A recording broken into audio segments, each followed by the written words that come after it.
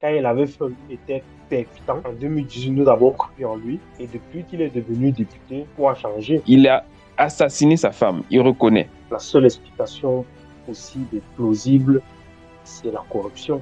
Non, non, j'ai précisé avec ceci. Ça dépasse l'insulte. Parce que l'insulte, c'est bas. C'est le mépris. Nous vous appelons en octobre 2025. C'est un moment historique. Ces gens doivent débarrasser le plancher. La justice ne s'endort pas. C'est la faillite de tout notre système judiciaire camerounais.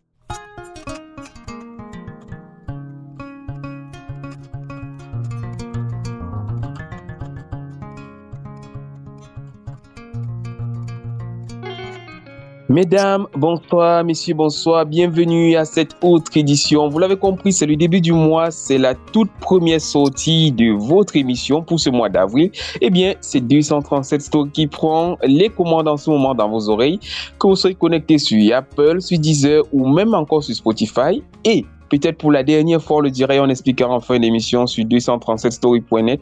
Eh bien, vous faites la meilleure des opérations parce que vous prenez tout simplement le meilleur débat actuellement au Cameroun, mais aussi au-delà parce qu'on écoutait de plus en plus.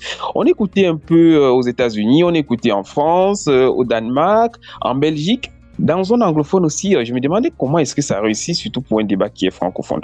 On essaiera de comprendre tout cela et j'ai fait bien de dire que nous sommes écoutés un peu de partout parce que ce soir, nous recevons une très grande personnalité.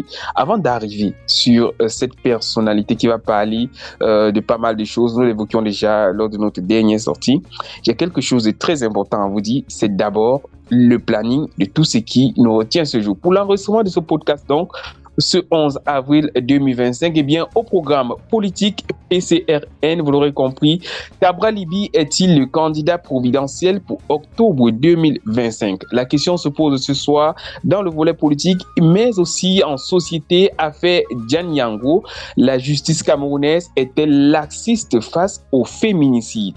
Enfin, on va sortir avec cette question de gouvernance. A-t-on besoin de faire des états généraux sur la gestion des ordures au Cameroun? C'est la grande question que l'on se pose avec nos panélistes. Chicharito qui est déjà connecté, Sepiro également, mais moi aussi, et on pourra, comme on le sait toujours au cours de notre émission, recevoir pas mal d'autres personnes. Il y a également une personne très importante qui est déjà connectée. C'est notre invité du jour. Ce n'est pas commun. On invite souvent des entrepreneurs, on invite souvent des politiciens, on invite souvent des activistes pour pouvoir évoquer un sujet. Et bien aujourd'hui, on a décidé d'inviter un entrepreneur, mais pas seulement entrepreneur parce qu'elle est celle-là qui est derrière un événement qui va se dérouler dans quelques jours déjà du côté du Cameroun. Elle s'appelle tout simplement Manuela Yango. Elle fait partie du comité d'organisation de la conférence internationale sur l'écosystème entrepreneurial. Alors, on va, avant de recevoir les différents invités, dérouler sans doute comme ça le tapis rouge à Manuela parce qu'avec elle, c'est une quinzaine de minutes pour pouvoir comprendre ce que c'est que le CIEE, de quoi est-ce qu'il en retourne, pourquoi est-ce que vous devriez y aller. Eh bien, on en parlait la semaine passée. Elle est là, elle est notre invitée. Manuela, bonsoir et bienvenue à 237 Story. Bonsoir, CWK. Merci de me J'espère que tu vas recevoir. bien. Oui, ça va très bien et j'espère que c'est également le cas pour toi et pour le reste de l'équipe. Je suis en très grande forme. Et comment ne pas être en grande forme quand c'est son jour d'anniversaire? Même si on ne veut pas, on est souriant. Oh, happy birthday to you. Happy birthday. Happy birthday. C'est super. Merci Manuela, c'est vraiment un plaisir. Et je sais que les autres vont aussi, vraiment, ils vont dire leur souhait tout à l'heure. Mais avant ça, à tous ceux qui nous écoutent sur les différentes plateformes, ben, n'hésitez pas à souhaiter HBD en commentaire. Moi, je prends tout type de vœux. Je veux pas les OM, je veux pas de PayPal, je veux pas de cadeaux, uniquement les souhaits et surtout beaucoup d'écoute pour cette émission. Alors, Manuela, si tu es là, ce n'est pas pour rien, c'est parce que tu as une très grande information à nous dire. Mais avant d'arriver à cette information-là, il faudrait peut-être connaître qui tu es. Qui est Manuela? Une fois de plus, merci de me recevoir. Je suis Paul Manuela, originaire du Cameroun. Donc, j'ai fait mes études à Yaoundé 1. J'ai eu Baïkeli. Voilà, c'est ça, hein, Gwaikele. J'ai eu ma licence en sciences de la vie et de la terre là-bas. Et mes Mhm. premières expériences de travail également, c'était au Cameroun dans l'événementiel. Après cela, J'ai voyagé en France pour les études où j'ai obtenu des maîtrises en communication aménagement du territoire. Et dorénavant, je suis installée au Canada et voilà, je travaille comme communicante. Mais aujourd'hui, je suis là pour vous parler, voilà, en tant que voilà professionnelle des communications engagée dans cette belle organisation qu'est la conférence internationale sur l'écosystème entrepreneurial, dont CIEE 2025, qui se tiendra du 24 au 26 avril 2025 à Douala, plus précisément au Crystal Palace.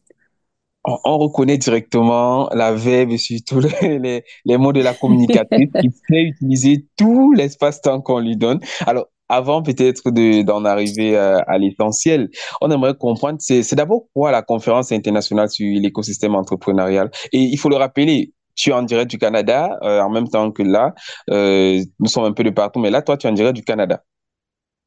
Oui, tout à fait. D'accord. Alors, Alors, maintenant, oui. peut-être, cela dit, c'est quoi la conférence internationale sur l'écosystème entrepreneurial?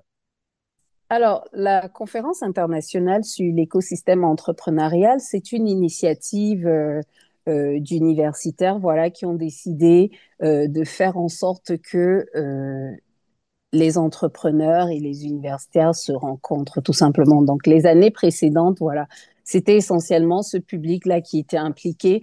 Et cette année-ci, la conférence s'élargit et veut toucher un public beaucoup plus large. Donc, on parle de l'écosystème entrepreneurial, des décideurs publics. Et on en est à la 5e édition, donc qui se fera sous le thème entreprendre aujourd'hui, profil d'entrepreneur et carrière entrepreneuriale autant que pour moi. C'est la 5e édition, je me répète peut-être. Et puis voilà, les éditions précédentes ont eu lieu au Sénégal, en Côte d'Ivoire et récemment au Maroc. Et cette année, voilà, c'est le Cameroun qui est à D'accord. Et justement, l'honneur. une question qui se pose, pourquoi avoir organisé cette autre édition au Cameroun?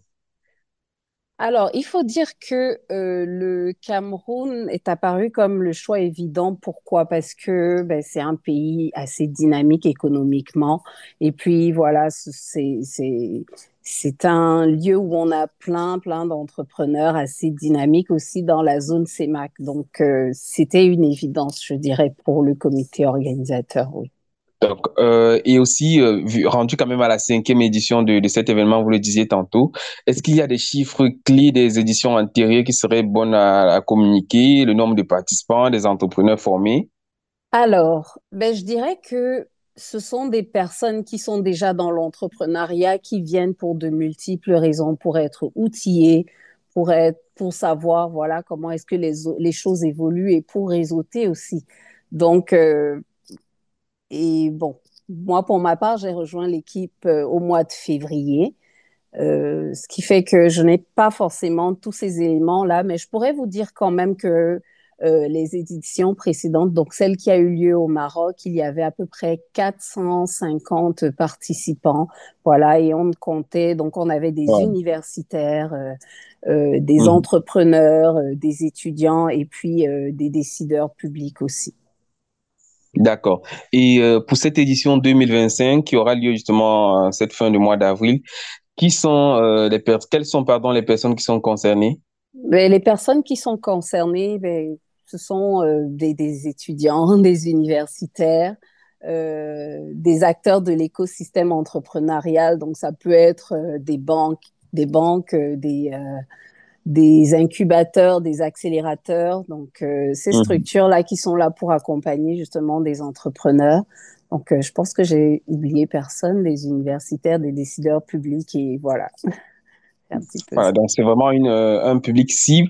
Et il y a quand même une petite question. Est-ce que pour cette session de 2025, quelle est la particularité? Et j'ai vu sur vos affiches, il y a de très, très grosses pointures du domaine. Notamment, il y a le professeur Léopold Dana qui est là. Il est quand même le numéro 1 des chercheurs dans le domaine quand on parle du Canada. Il y a André Siaka qui ne, en fait, on le présente plus quand on parle de l'entrepreneuriat au Cameroun, ancien directeur des brasseries du Cameroun sans publicité.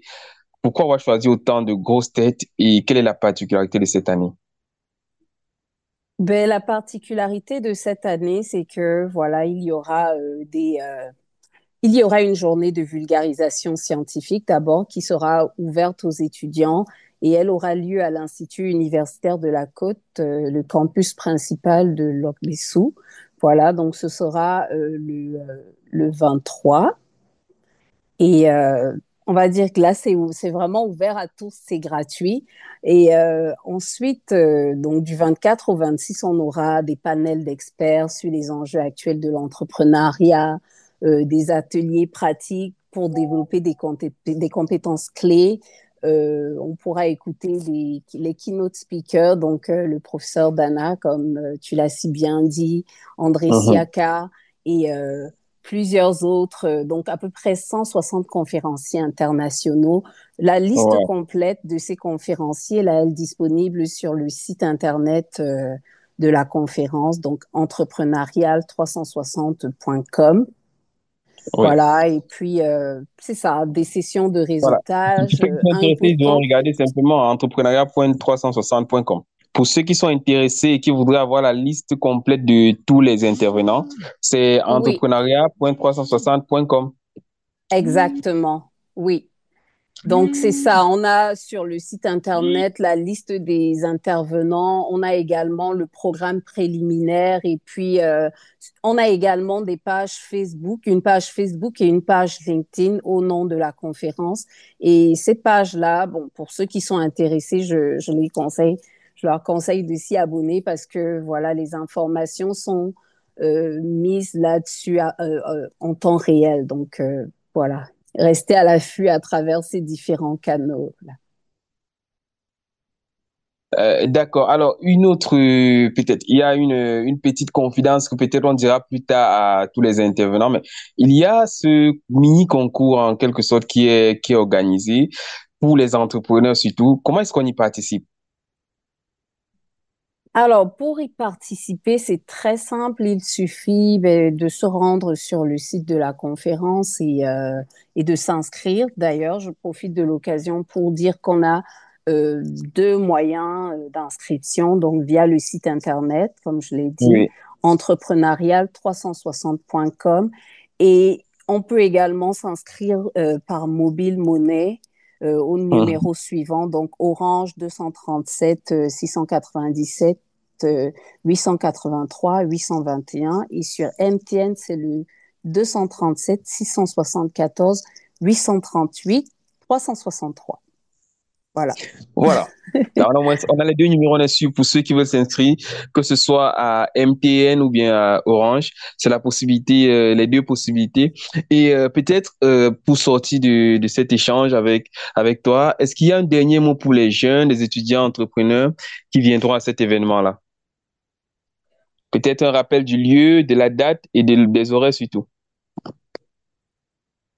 Alors, ben, pour les étudiants, je dirais de retenir surtout le 23 avril à l'Institut universitaire de la Côte, campus principal de Locbessou, où il y aura la journée de vulgarisation scientifique. Et je dirais également de retenir le 26 avril, qui est la journée où on aura le bootcamp. D'ailleurs, il y a un appel à projet qui est actuellement ouvert. Donc, si vous vous rendez sur nos plateformes, sur les réseaux sociaux, voilà, sur nos réseaux sociaux, vous pourrez avoir toute l'information qui est disponible là-dessus. Et puis, qu'est-ce que je peux dire? Ben, le réseau fait une différence. Donc, venez et puis outillez-vous, écoutez ces personnes-là qui vous donneront des ailes. Voilà. Voilà, on va dire que c'est le tour est complet. On a fait le tour de la question et surtout on a toutes les informations qui permettront à ceux qui veulent assister de nous rejoindre du côté de Douala, c'est au Crystal Palace. C'est cette fin du mois et surtout important pour les étudiants, le 23 avril. Voilà. Alors Manuela, je vais simplement te dire merci. Merci pour ta disponibilité, d'avoir pris de ton temps pour venir répondre à nos questions et surtout pour nous avoir bien aiguillés sur le CIEE de cette fin de mois. Merci encore de m'avoir reçu. Et puis voilà, je vous souhaite une bonne continuation à tous et à toutes. Je reste à l'écoute. D'accord. Allez, à très bientôt. On reste toujours en contact. Mesdames, vous l'aurez compris, c'est tout simplement cette grosse communication que nous avions envie de faire en ce début d'émission. Voilà, j'y arrive. Et on va continuer naturellement avec notre émission, avec les différents sujets qui sont donc au goût du jour. On va ouvrir en politique avec cette fois-ci le PCRN donc, de Cabral Libby. Est-il le candidat providentiel pour octobre 2020? Parce que depuis un certain certains noms. On a eu pendant longtemps le nom de Maurice Kamto. Non, on a l'impression qu'il se colle un peu plus au niveau de la scène politique camerounaise. C'est le nom de Cabral Libby.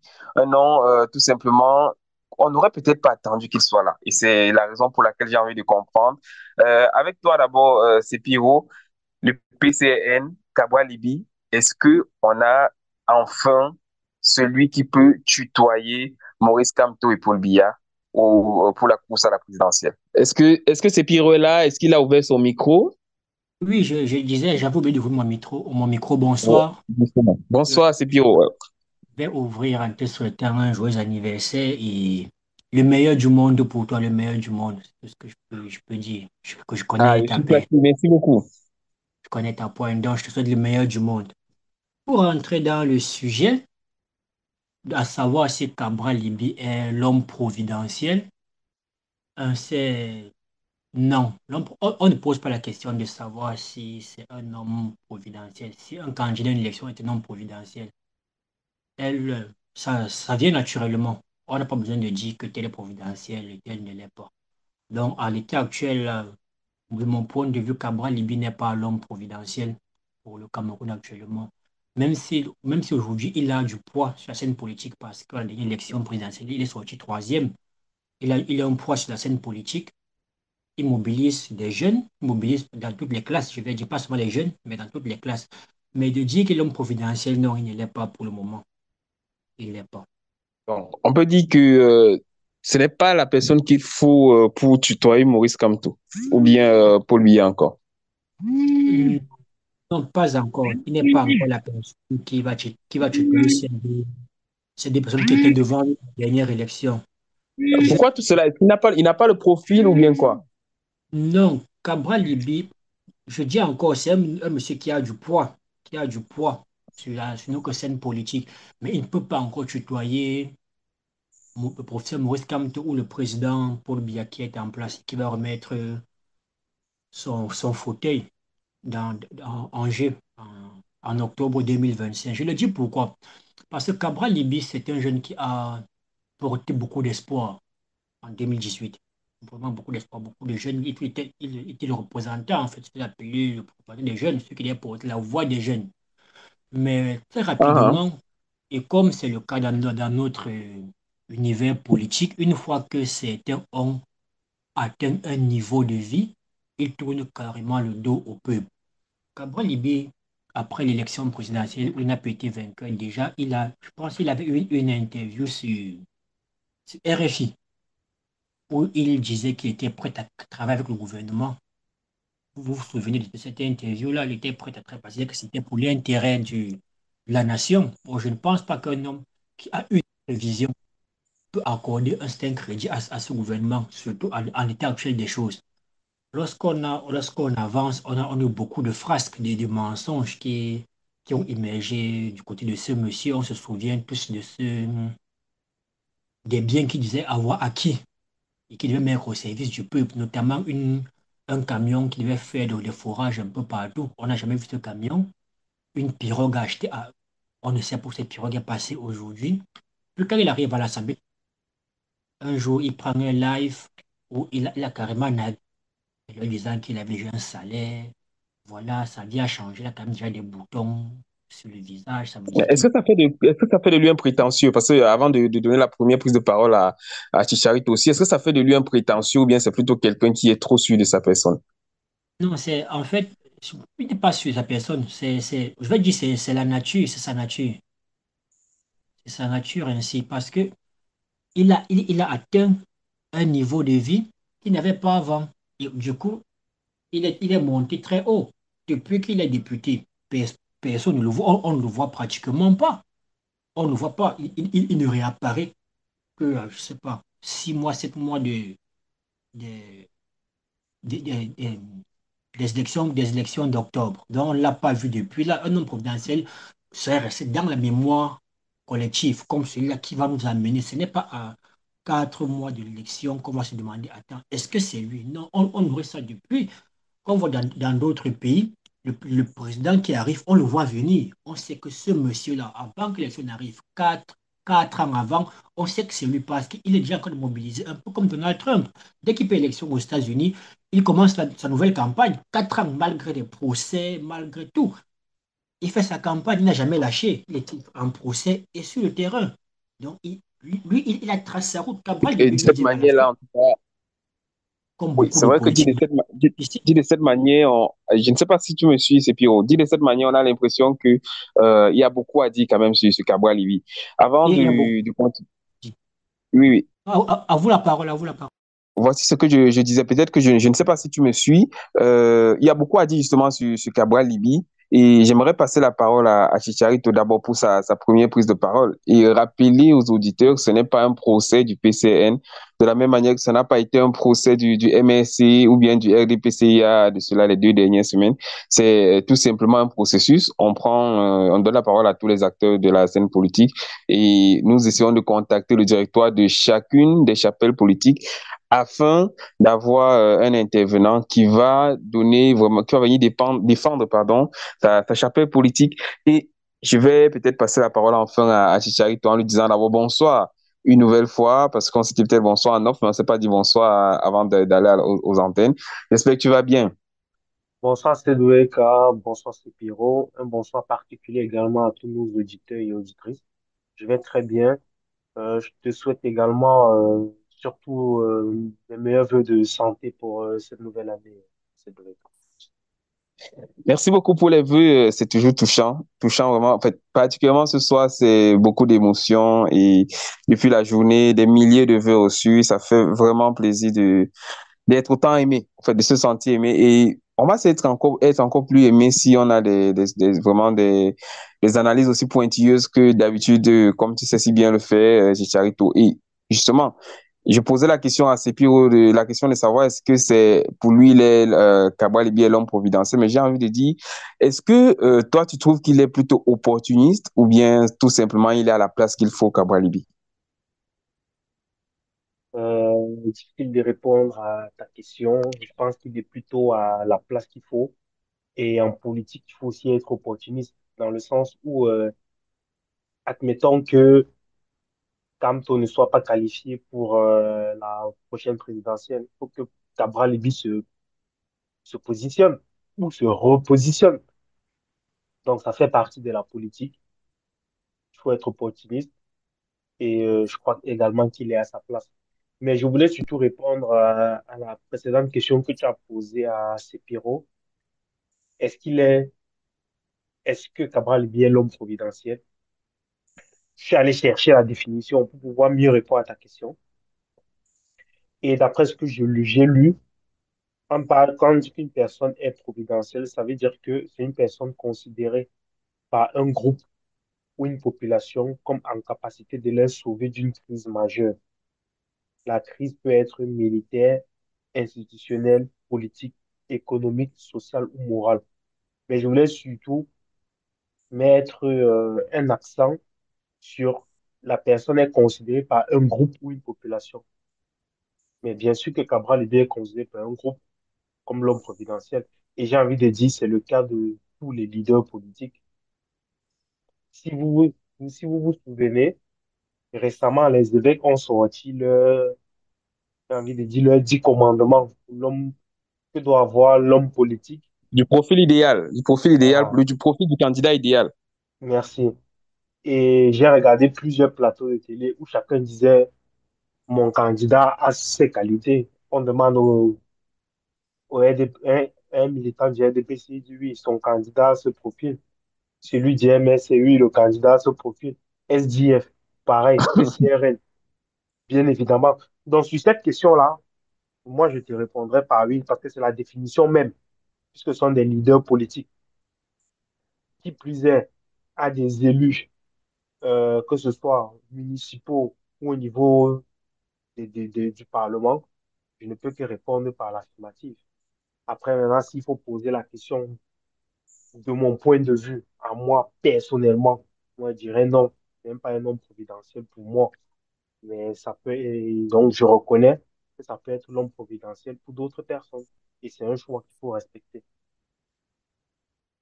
Bon, ça me permet quand même de poser une autre question, toujours dans le même sens. Est-ce que vous aurez, en fait, quand je dis vous, c'est toi, aussi bien toi que c'est Pierrot, mais je vais commencer par toi d'abord. Est-ce que tu aurais particulièrement mis Cabral il y a quelques années à la place qu'il occupe actuellement? Parce qu'il est quand même, avec le PCN, l'une des forces les plus importantes de la politique camerounaise. Si on parle du RDPC, du SDF, du MRC, forcément, on met bien même le PCN sur un plateau, sur le podium. Et la question, c'est parce que il y a quelques années encore, quand il était avec son mouvement, je pense que c'était 11 millions de citoyens, est-ce qu'on aurait cru vraiment qu'un jour, en dehors d'être député de la nation, il aurait réussi à avoir le courage d'avoir, je veux dire, de postuler pas seulement comme un outsider. Il y a quelques années, on sentait vraiment une sorte d'outsider qui ne voulait peut-être pas être allié avec les autres, mais cette fois-ci, on a l'impression d'avoir un candidat beaucoup plus constant et plus concis même, parce que même dans ses passages sur les plateaux télé, il sait clairement où est-ce qu'il va aller avec son histoire qu'il propose aux gens, c'est l'histoire de fédéralisme. Est-ce que tu penses que il est celui crédible qu'on aurait dû prendre en crédibilité depuis longtemps?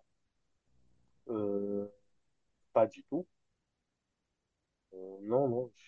Pourquoi? Qu'est-ce qui a changé entre-temps? Je pense que ces Piro-là l'a longuement expliqué ça, ce qui a changé.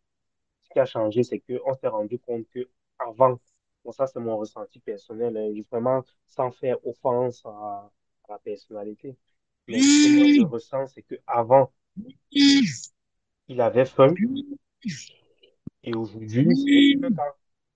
Et vraiment, excusez-moi d'être cru comme ça, hein, de le dire de manière crue. Avant, il avait faim, aujourd'hui, il n'a plus faim. Quand il avait faim, il était percutant. En 2018, nous avons cru en lui. Et depuis qu'il est devenu député, le discours a changé. Il, il continue, comment il a dit ça? Par moment, le Cabral Libi d'avant revenait, mais sur la constance, sur la durée, le Cabral Libi de 2018 est, voilà, c'est une autre personne. On a maintenant le Cabral Libi député, celui qui mange aussi maintenant à la table des gens d'en haut et qui a oublié les en bas d'en bas là où il était avant, pour exprimer trivialement, comme le fait souvent le docteur Étienne Bono. Et, et pour la présidence à la République, pour moi, ce n'est pas en soi un événement d'être candidat. Si vous vous souvenez tous, nous avons un candidat qui s'appelle, il a été plusieurs fois candidat. On l'appelait Monsieur Jean Djega. Je ne sais pas Oui, oui, si. oui, Jean Dugas, bien sûr. On n'oublie pas ce genre de personne. Il Voilà. était candidat Donc, très, très longtemps et il était toujours là pour être candidat. voilà. On ne Donc, sait pas pourquoi, mais honnêtement, je parle. il faut être, il faut être camerounais, avoir plus de 35 ans, avoir, si je ne me trompe pas, un casier judiciaire vierge, avoir un dépôt, une caution de 30 millions, et peut-être, je peux rajouter, être porté par un parti politique qui a des élus, c'est tout, hein. Là, je brosse un peu le tableau général de ce qu'il faut pour être candidat à l'élection présidentielle. Donc, vous voyez, nulle part, il ne faut des capacités physiques exceptionnelles, nulle part, il nous faut une intelligence hors du commun, et ainsi de suite. Nulle part, on demande ça. Donc, ce que je veux dire, c'est que la présidence, être candidat présidentiel au Cameroun, ce n'est pas quelque chose qui doit sortir de l'ordinaire. Donc, voir Cabral Libi candidat n'est pas pour moi un événement. Tu as parlé de la jeunesse. Il faut voir que, j'oublie son nom, voilà, M. Valère Bessala aspire aussi à être candidat. C'est aussi un jeune. Il y a un ancien maire au conseiller à Douala, M. Espoir Bion, qui annonce aussi sa candidature. Donc, j'ai envie de dire que pour moi, c'est pas ça un événement. Ce qui doit aujourd'hui nous interpeller tous de manière, voilà, le socle que nous devons rechercher, c'est le programme. Qu'est-ce qui nous est proposé pour un avenir meilleur? Voilà ce que nous devons regarder. La jeunesse, l'âge, et tout ça. Pour moi, j'ai envie de dire n'importe peu. Regardons d'abord le programme. Ensuite, on peut regarder la personne qui va incarner ce programme et après, on Mhm. va avoir un certain nombre de débats par rapport à cela. D'accord. Voilà ce que C'est je peux pire, dire pour répondre à ta question. c'est pire, justement. Merci à toi, Chicharito. Tu me tends la pêche pour relancer Sepiro sur une autre question. Est-ce que justement le programme du PCN, il est meilleur cette année que l'année dernière? Et on a l'impression lors des précédentes élections, parce qu'on a l'impression cette année, avec tout ce que le PCN fait, il y a une sorte de, je ne sais pas si je vais dire, on va pas utiliser le terme tortue qui est un peu fort, mais on a une impression que le gouvernement ou tout simplement les institutions ne facilitent pas la tâche au PCN, ce on accusait le PCN d'être le pion du parti au pouvoir. Oui, c'est WK. Oui, je disais, on a toujours accusé le PSRN d'être un parti satellite pour RDPC. Donc, c'est d'être un parti satellite Ça fait au tout comme. RDPC. Mais est-ce que cette année, on a l'impression que c'est le RDPC même qui veut nuire au PCN cette année parce que on a vu quand il a voulu faire sa dédicace, on a empêché. Aujourd'hui même encore, ce jour même 11 avril, le PCN devait lancer la campagne de collecte de fonds pour la présidentielle. J'ai suivi qu'il y a eu des remous et ça n'a pas été du tout facile. Qu'est-ce qu'il en est vraiment du nouveau PCN? Est-ce que le nouveau visage fait peur au RDPC et aux institutions? Je disais, on l'a toujours accusé d'être, on l'a toujours accusé. Maintenant, est-ce que c'était vrai, est-ce que c'était pas vrai? Bon, on saura plus tard lorsque des historiens ou ceux qui étaient impliqués vont laisser leur mémoire. Toujours est-il que notre gouvernement a toujours fonctionné par l'intimidation, même de ses propres amis et même de ses propres membres. Tous les membres du RDPC qui ont quelquefois porté critique au parti ou sont allés à l'encontre d'une décision du parti ont été intimidés de la sorte. On peut passer le cas des hommes d'affaires qui ont senti qui ont vu le RDPC depuis sa machine étatique, parce que l'État c'est sa machine. Donc la justice, la police pour intimider ses propres militants qui pensaient autrement, qui avaient d'autres visions politiques ou d'autres options que celle de la ligne que le parti a adoptée. Donc c'est pas nouveau. Le RDPC agit comme ça, même envers ses propres enfants. Maintenant, je vais un peu remonter lorsque vous posez la question à Chicharito de savoir le PS, si on l'attendait à ce niveau. Oui, on l'attend à ce niveau. On l'attend à ce niveau parce que dès en 2018, il portait des espoirs, il est sorti troisième. Vous voyez? Et entre nous avons notre atmosphère politique est très volatile. Vous voyez, en fait, les gens sont là, puis ils partent, puis ils reviennent. Donc, nous n'avons pas de candidat vraiment qui travaille sur le long terme, qui est là régulièrement, qui travaille. Donc, du coup, le PSN va garder cette constance-là, cette constance jusqu'à ce qu'il l'appelle comme le SDF. C'est un peu ça, le PSN va rester au même niveau. C'est vrai qu'il y a certains jeunes qui ont quitté le navire, parce que moi j'en connais, des jeunes qui ont quitté le navire, mais j'en connais aussi d'aucuns qui sont entrés dans le navire. Donc c'est ça, le PCN est où il doit être. Selon C'est moi, pire, il est où il c'est doit pire. être. Excuse-moi de te couper, hein, mais je vais juste, je te prends quelques minutes. Je suis pas d'accord avec toi. Pourquoi? Parce que si tu dis ça, ça suppose que si Cabral quitte le PCRN aujourd'hui et va, par exemple, créer son propre parti, le PCRN va continuer à être sur le devant de la scène comme on le voit aujourd'hui, alors que ce n'est pas vrai. Le PCRN est Hum, porté par Cabral. Si Cabral aujourd'hui ok. quitte et va au SDF, tu vas voir que la cote de popularité du PCN va s'effondrer et celle du SDF va remonter à peu près comme celle qui était au PCRN. La preuve, quand Quitte- il était avec Koumvondo, son parti Univers était, était haut dans le classement. La preuve, c'est ce parti qui était troisième. Aujourd'hui, tout le monde dit que c'est le PCN qui est troisième. Donc, en fait, c'est la courbe de Cabral va avec le parti. C'est-à-dire que si ton Oui, parti, si quitte, je me répète un peu, mais si quitte le PCR aujourd'hui et repart à Univers, le PCR va retomber dans les oubliettes. C'est Univers qui va reprendre la deuxième ou la troisième place sur l'échiquier national. Voilà juste la un, précision que je voulais faire. un Chicharito, non, moi je suis complètement d'accord avec toi. Tu vois, lorsque je dis que le PSN va rester où il est, où il devra être, Au Cameroun, on a ce qu'on appelle le visage du leader ou la face du leader en politique. Même au RDP, si pour bien venir ta parti, le RDP va chuter. Le parti au Cameroun est lié au visage de son leader. Nous sommes C'est que d'accord. vous verrez dans tous les partis, dès qu'il y a un congrès où on dit on va changer la tête du parti, vous voyez, allez, le parti va tanguer. Donc, je sais ça que je dis le PCN, quand je parle de PCN, c'est avec Cabral Libi, ce n'est pas sans lui, c'est avec lui. Le PCN est là où il va aller. Parce que l'électorat, comme je l'ai dit, il est volatile. Quand vous êtes là, il est là. Dès que vous bougez, il bouge. Il est volatile. Donc, c'est ça que je disais, le PCN est où il doit être. Et c'est avec Cabral, je prends avec Cabral Libi. Peut-être que je n'ai pas précisé parce que, bon, chez nous, en sciences politiques, on parle du visage du leader en politique. Donc, c'est Cabral Libi qui Et, incarne, c'est lui qui fait le PCN. S'il bouge demain, le PCN va chuter, il va rentrer dans l'oubli comme il était avant qu'il ne prenne ce parti. et c'est ce que nous, ici à 237 Tours, nous essayons de faire, c'est d'éduquer nos auditeurs et auditrices à comprendre que pour le parti, ce qu'il faut, ce n'est pas la face du leader, ça doit être l'idéologie du parti. C'est ça que nous devons mettre en avant. Bon, c'est vrai que nous sommes quand même une jeune démocratie, mais nous devons nous impliquer davantage. Et nous impliquer derrière un parti ne suppose pas s'impliquer derrière un leader, mais s'impliquer derrière l'idéologie du parti. Parce qu'effectivement, comme tu l'as si bien dit, c'est Pierrot, et comme je suis d'accord avec toi, c'est aujourd'hui, on est par rapport à la tête du leader. Si la tête du leader change, on a l'impression que le parti immédiatement change aussi en termes de popularité.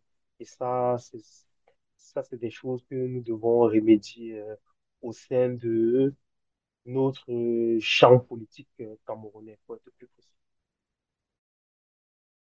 C'est quand même curieux quand je vous entends. On a justement cette impression que le PCN, bon, on est d'accord, c'est l'un des partis qui à un moment a failli souffrir de bicéphalisme à la tête de son parti, presque comme plusieurs partis au Cameroun quand ils veulent se séparer. À un moment, on disait que c'était Robert Kona, je pense, qui était le vrai président.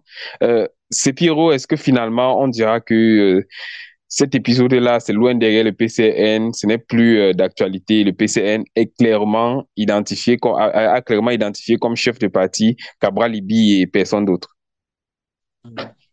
CWK, moi je te dirais non, parce que nous sommes dans un pays où tout est imprévisible, même si les décisions de justice ne sont pas respectées. Donc, nous, c'est imprévisible, c'est imprévisible. Actuellement, il y a deux UPC. La justice a eu à trancher sur ça. Mais il y a deux UPC. Et permettez-moi de faire un petit crochet. Ils avaient, je pense, leur 77e anniversaire, là, le 10. On a invité l'UPC qui est allié au parti dans un média ici à Douala. On n'a pas invité l'UPC traditionnel, la racine, mais l'UPC qui avait été exclu par la justice, que nous voulions plus utiliser l'appellation UPC. Donc, il y a deux UPC au Cameroun aujourd'hui. Donc, moi, je ne serais pas surpris que demain, le pouvoir en place réactive M. Kona Robert pour qu'il vienne encore s'aimer les années dans ce parti. Donc, on espère que ça va se calmer pour qu'on puisse vraiment, que le peuple se focalise sur les programmes politiques. On espère. Mais en attendant, c'est un peu difficile, c'est un peu difficile. Donc, je ne pense pas. Ça va continuer. Mais c'est pire, j'aborde dans ton sens pour dire que quand tu dis ça va continuer, j'aborde dans ton sens pour dire ça continue. On a vu il n'y a pas très longtemps une sortie du ministre de l'administration territoriale avec certains leaders des partis politiques de l'opposition. Et certains membres du PCRN avec à la tête, M. Kona était présent à cette réunion-là. Avant ça, M. Kona avait fait une sortie, si je ne me trompe pas, dans sa région natale, où il appelait à la candidature du président de la République. Donc, pour aller dans son sens, c'est quelque chose qui va continuer. On espère que la justice a déjà tranché. On ne sait pas jusqu'à quel point cette décision sera respectée par l'UNAT. Mais on espère surtout, en tout cas moi de mon côté, j'espère que les Camerounais seront suffisamment éveillés pour comprendre que même si il y a deux PCRN, il y a le PCRN qu'on aime, qu'on l'aime pas, il y a le PCRN qui est, comment je vais dire ça, connu, qui est reconnu, et qui est le PCRN porté par l'honorable Cabral. C'est ce PCRN-là que les militants et sympathisants doivent continuer à soutenir. Et c'est ce PCRN-là que nous souhaitons avoir à la présidentielle pour avoir une présidentielle vraiment dynamique. On ne veut plus une présidentielle où on a les opposants qui sont en fait voilà, des chambres, des antichambres du RDPC. Donc voilà ce que nous espérons. Et c'est une façon comme ça de répondre directement à ta question aussi. Voilà, en tout cas, c'est vrai qu'on espère et on croise les doigts pour pouvoir avoir encore dans un avenir très proche des représentants du PCN qui, mieux, personne en tout cas mieux que nous, mieux que ne pourra défendre tout ce qui est dit ici ce soir. Et on espère qu'ils seront là au plus vite. Alors, on va peut-être passer au deuxième sujet, si c'est que cela vous arrange. Deuxième sujet, pourquoi? Parce que on parlera toujours de politique pendant jusqu'à ce que 2025 passe même. Hein. On aura toujours l'occasion de parler de politique, mais on a envie de parler d'un autre sujet sur lequel ce sera aussi intéressant de savoir même, et aussi bien la vie des gens ici que la vie même de nos différents candidats. C'est cette histoire de féminicide. De plus en plus, on a des gens qui sont tués au Cameroun, surtout des dames.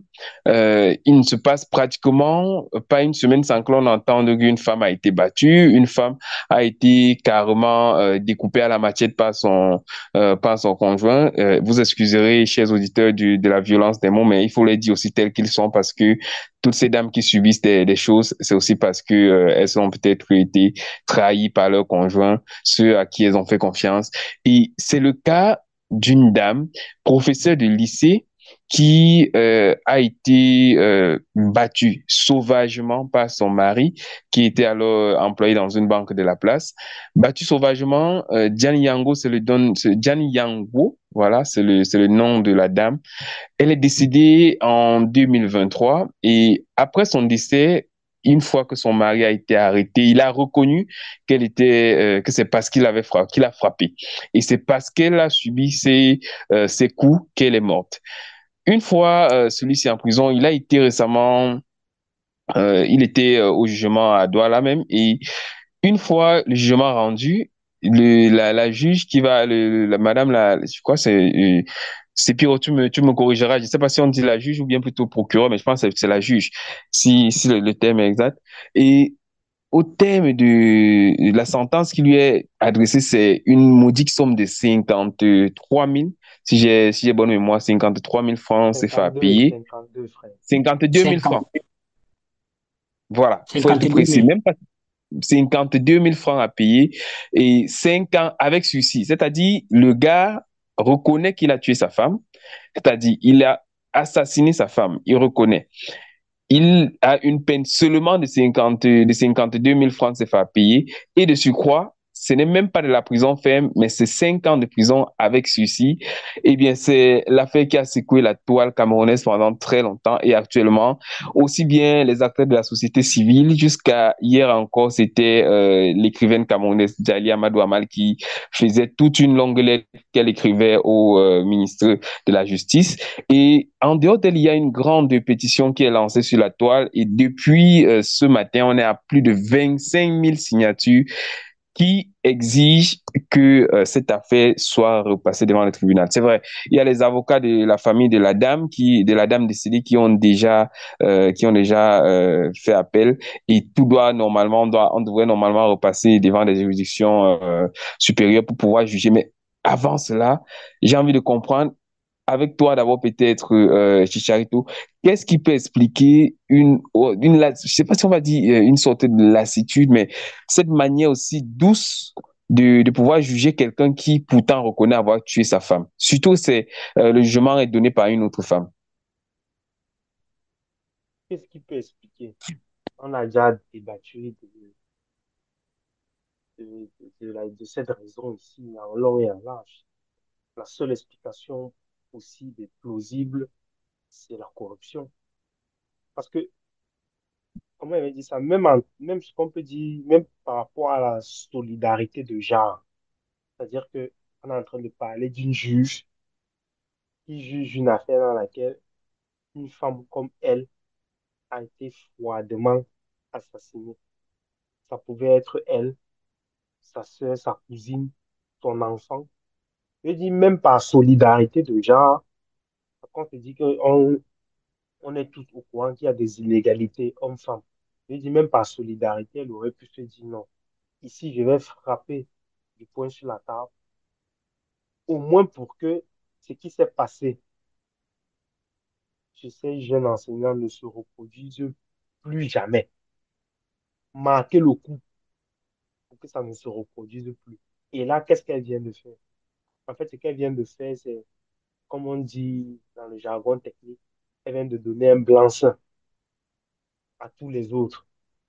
C'est-à-dire, continuez, allez-y davantage.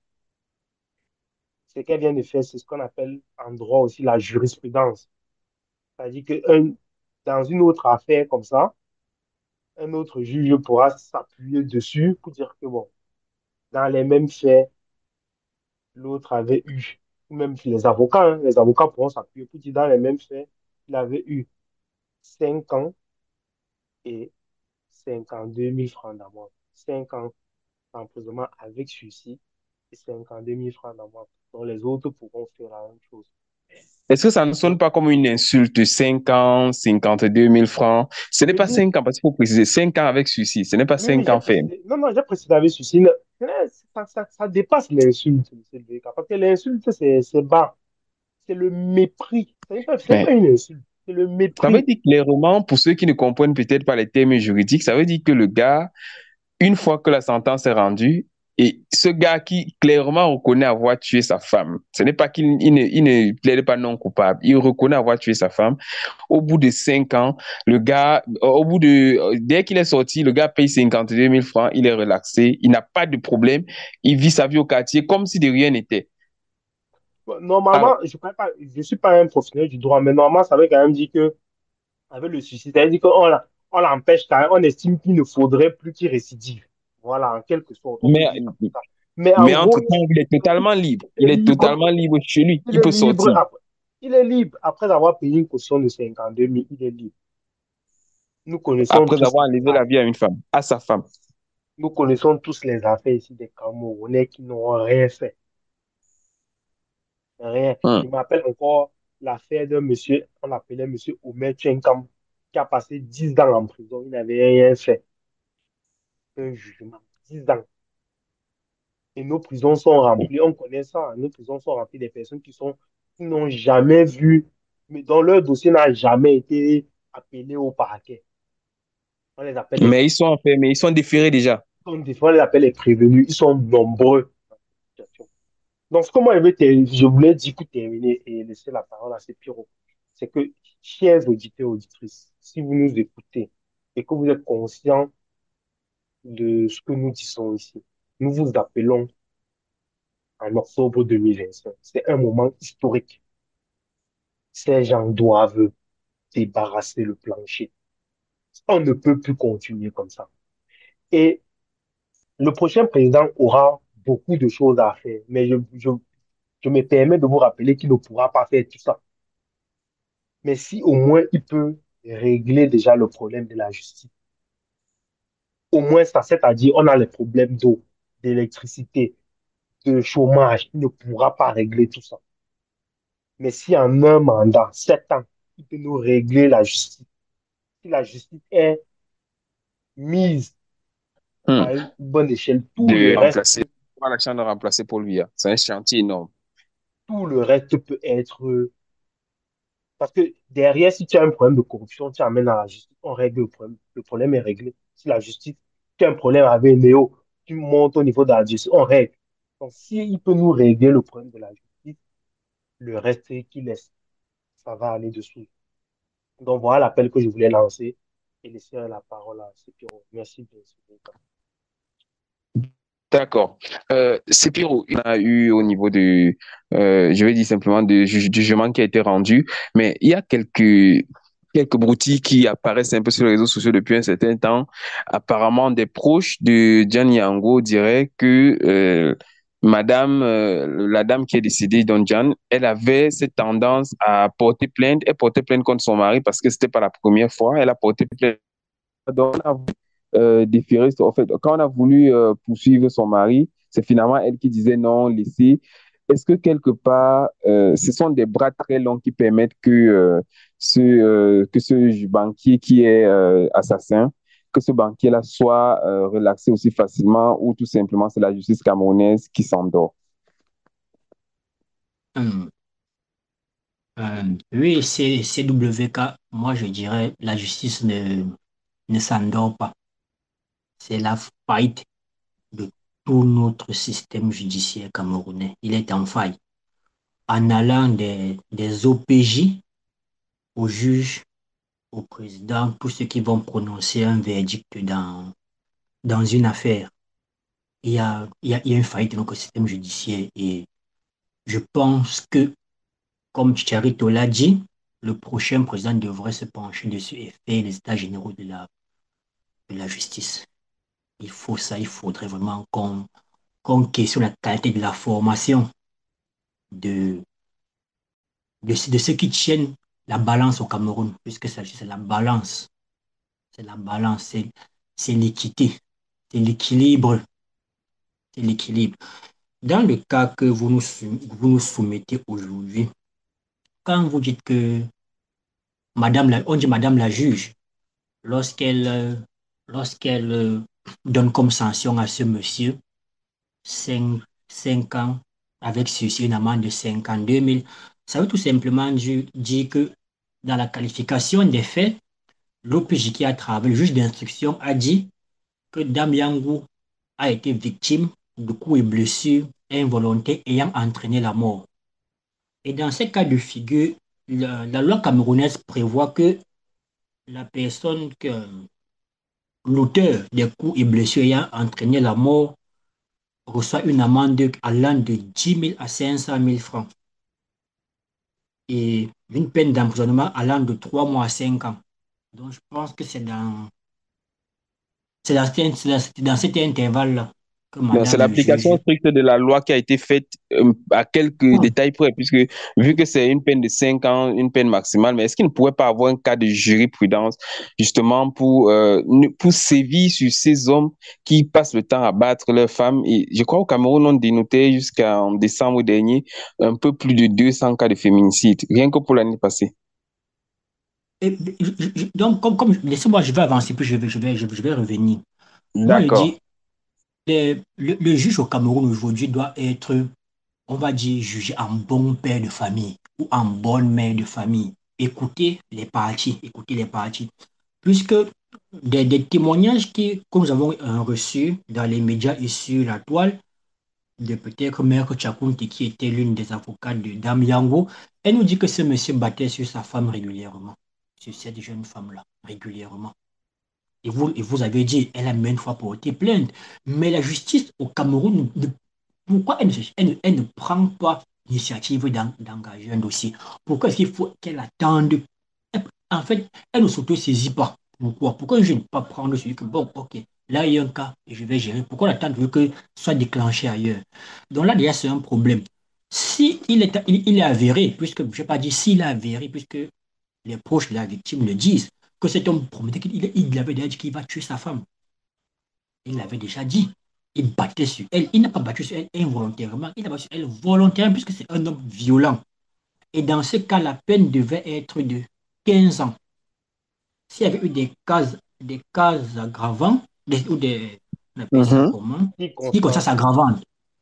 Et ça devait aller à 20 ans de réclusion criminelle. On ne comprend déjà donc pas comment un juge d'instruction a pu s'asseoir et dire coups et blessures involontaires ayant conduit à Entraîner la la mort. mort. On ne comprend pas comment il peut qualifier ça. Une femme, comme vous dites, elle était battue régulièrement. Là, il y a déjà une volonté de son bourreau de Elle a eu à s'apprendre. porter plainte plusieurs fois apparemment. Et il y a des personnes influentes dans la famille qui auraient qui auraient noyé la plainte. Autre fait, on nous apprend que lorsque la dame va mourir, la première chose que son bourreau fait, c'est de protéger la voiture. Parce que la population, vous savez, chez nous, dès que ça ne va pas, on s'apprend à vos biens. Il protège d'abord sa voiture, qu'on ne la casse pas. Oui, apparemment, il aurait enlevé sa voiture du parking pour la garder. Ok, donc vous voyez. Oh, donc, lorsque moi, je ne sais pas, moi, bon, j'ai un peu fait droit, mais je ne suis pas arrivé à un certain niveau. Mais la psychologie de l'homme. Ça veut dire il est conscient de tout ce qu'il a fait. Pourquoi est-ce qu'il doit protéger ses biens? Si j'ai fait quelque chose involontairement, je ne protège pas mes biens. Je dis, ah, c'est arrivé, désolé. Quand je commence à protéger mes biens, que non, attention, on peut casser ma voiture ici, on brûle, il faut que je la garde. En En fait, fait, il ça veut dire que s'apprécie. son bien aurait eu plus de valeur que des personnes, que la personne même qui l'a assassiné. Votre Non, en femme fait, est ce que Sepiro veut mettre ici en avant, c'est la psychologie de l'homme. C'est-à-dire que psychologie même de si tu l'homme. commets quelque chose de manière involontaire, ton premier réflexe, ce n'est pas d'aller garder d'abord ta Je t'ai voiture. bien. C'est pas ça le Tu, premier tu as, réflexe. tu as battu sur ta femme. Elle est morte. La première chose que tu as fait, c'est, moi, je pense, moi, bon, ça n'arrivera pas chez moi, parce que je ne pense pas que ça arrivera chez moi. Ça ne sera pas de courir, aller garder mes biens. Non, sécuriser mes biens, mais c'est d'abord pleurer ce corps qui est là. C'est ta moitié, c'est la mère de tes enfants. Mais comment Même une tu la femme mets peut dans la regarder voiture Peut-être pour la conduire à l'hôpital. quelqu'un de Il faut normal essayer. quelqu'un de normal aurait essayé plutôt de faire son mea culpa, et même c'est peut-être lui qui aurait été le premier à aller à la gendarmerie, peut-être pour dire ok, j'ai fait évidemment? gaffe et là je veux vraiment faire Vous, mandat honorable. vous me rejoignez. Maintenant, sur Madame la juge qui va prononcer ce verdict-là, quand est-ce que vous, les femmes, vous protégez les femmes? Quand est-ce que vous protégez les femmes? Et, et comme on dit, tout ça, il y a un effet d'engrenage. Parce que on a donné, comme vous avez dit, carte blanche à certains hommes d'être violents envers les femmes. Si ce monsieur n'a rien eu. Et avant ça, il y a des cas similaires où des hommes ont violenté leurs femmes, arrivé devant, rien ne se passe. Hormis le fait qu'il y ait des longs bras et autres, rien ne se passe. La femme n'est pas protégée. On va le dire ainsi, la femme n'est pas. On va se dire que bon, les femmes revendiquent les droits et tout, mais on doit au moins protéger la femme. Elle n'est pas protégée. Et je pense que là, il va falloir Et vraiment là, on a vu qu'on une fasse. femme quand même qui a eu l'occasion elle a eu l'occasion de frapper et de montrer un exemple à tous les hommes, mais elle n'a vraiment pas réagi. On se rappelle encore il y a quelques mois, c'était du côté du Grand Sud où on parlait de Mendomo qui avait été battu par son mari avec une machette. Il y avait aussi toujours ces cas d'hommes violents qui soit à la fin du 8 mars étaient en train de battre sur leur femme et toujours jusqu'à ce que moi on s'en suive. Mais on avait l'occasion justement pour Madame la juge d'instruction de sévir, de montrer vraiment la rigueur de la loi. Mais on a l'impression elle n'a pas voulu appliquer convenablement le droit, parce qu'il y a certains qui disent que elle a voulu permettre qu'on puisse aller à pouvoir en cassation, que l'on puisse encore aller à la juridiction supérieure et qu'on fasse appel. Est-ce que c'est fait exprès, ces pyros de pouvoir, fait d'accélérer, de permettre d'aller à l'échelle supérieure de la justice? Non, c'est moi, je ne pense, c'est pas fait exprès, monsieur CWK, c'est pas fait exprès. Pas fait exprès. Je dis, on doit questionner la formation. Notre système judiciaire est en faillite. Je dis, il est en faillite. Il est en train de tomber.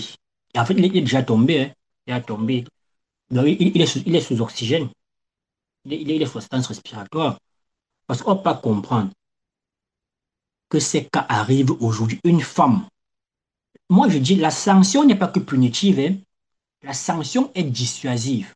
Ça veut dire, un homme devrait s'asseoir et dire, si je touche ma femme, voilà ce qui m'attend.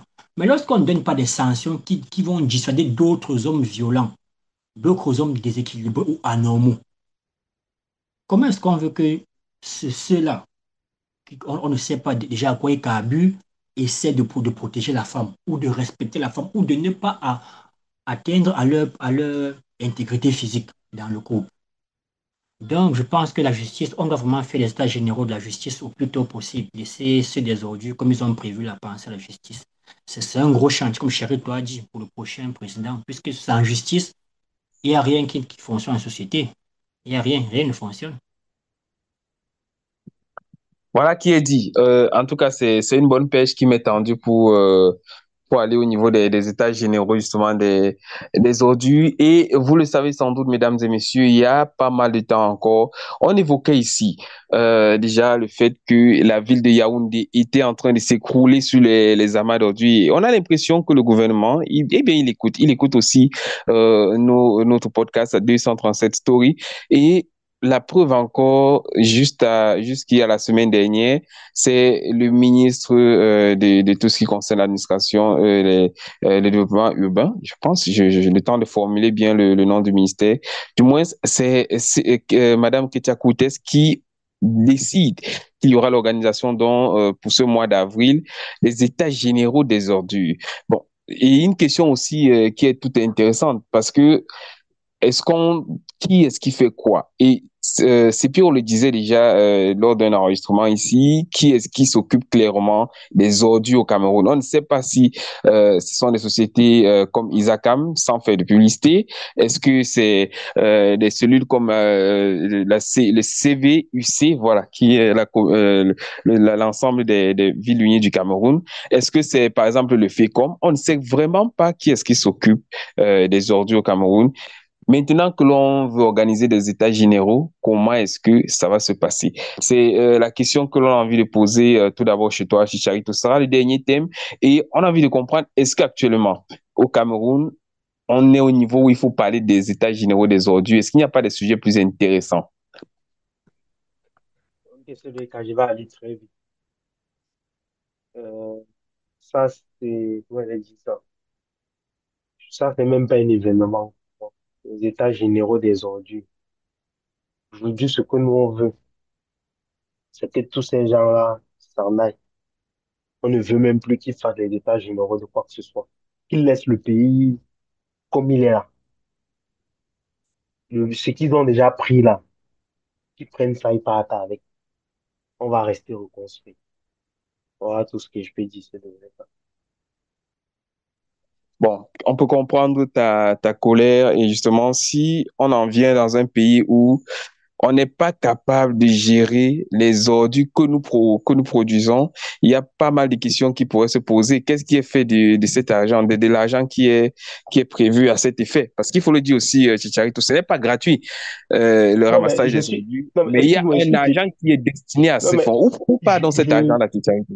je suis dépité parce que ce matin aussi, j'ai regardé une image publiée sur le compte Facebook de la CATV. Je ne sais pas si vous avez vu sur la CATV Web où on inaugurait les toilettes publiques.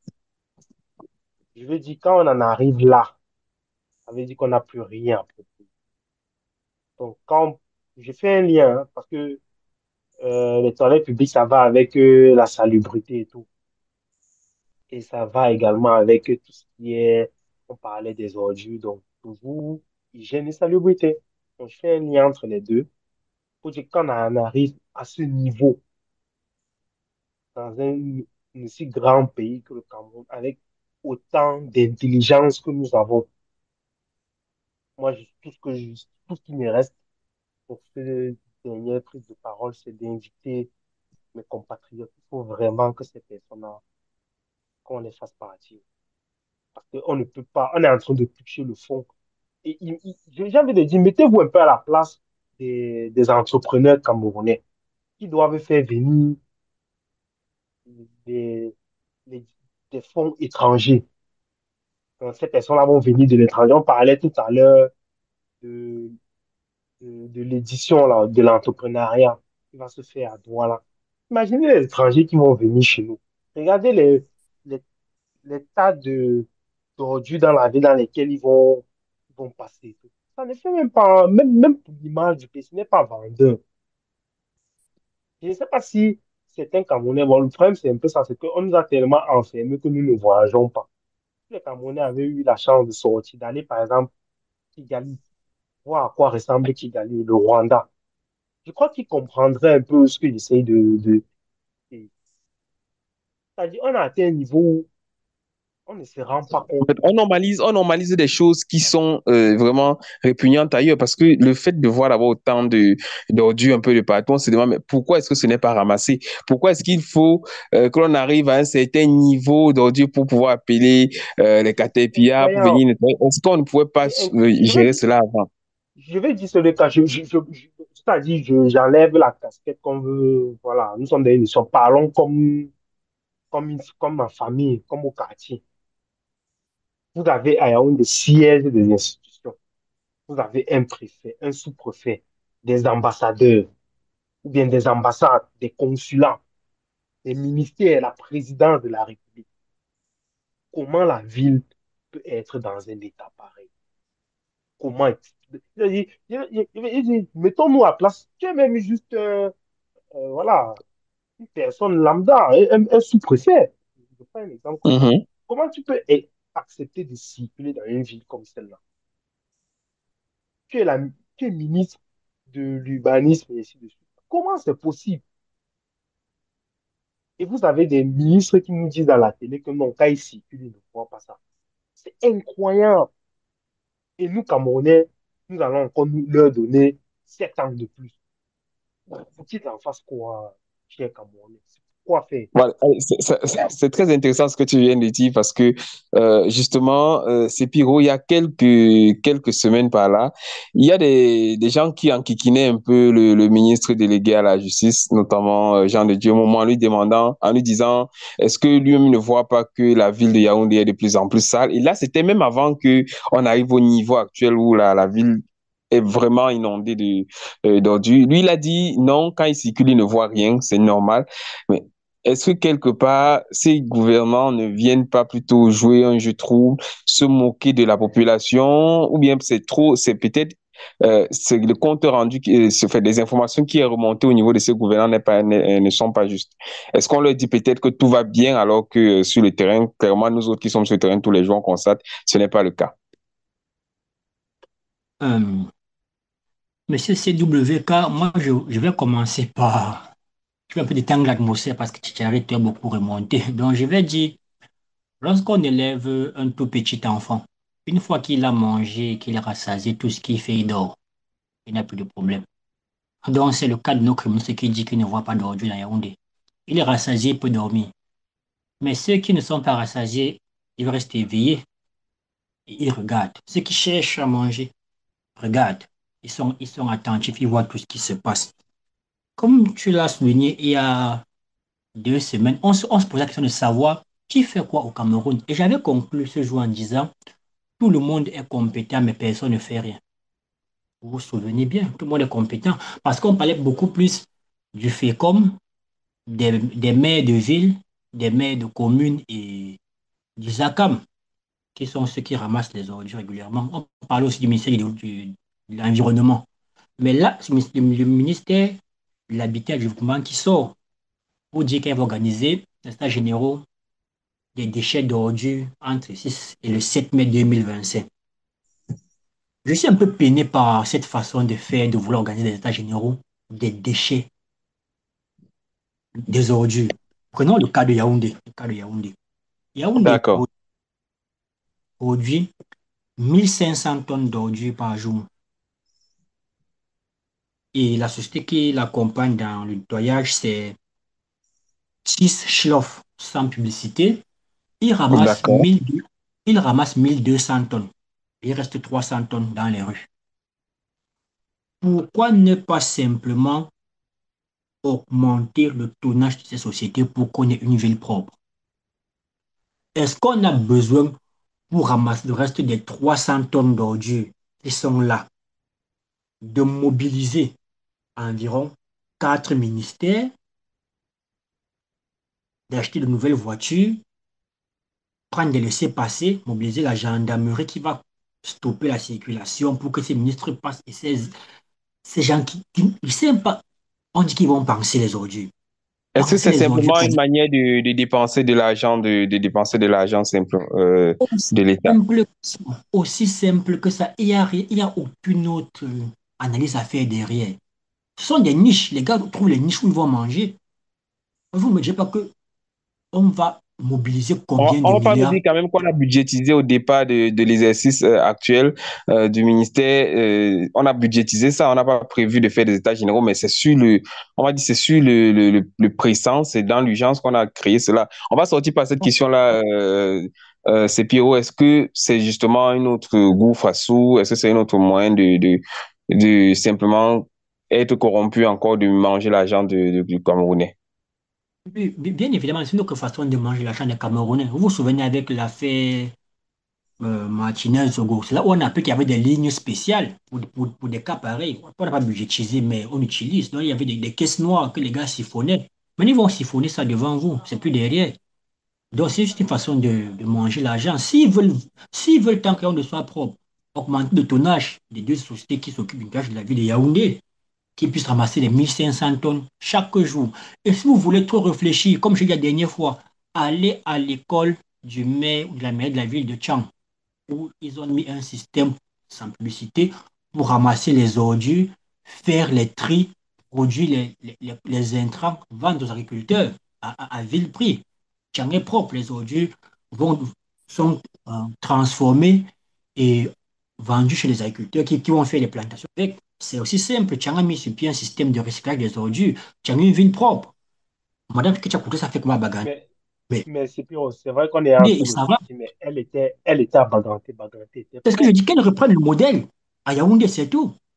Oui, mais tu ne peux pas dire qu'elle est arrivée à Yaoundé, elle ne sait pas qu'il faut reprendre le modèle. Elle a depuis, je sais pas, depuis 2018. Bon, elle est là quand même depuis longtemps.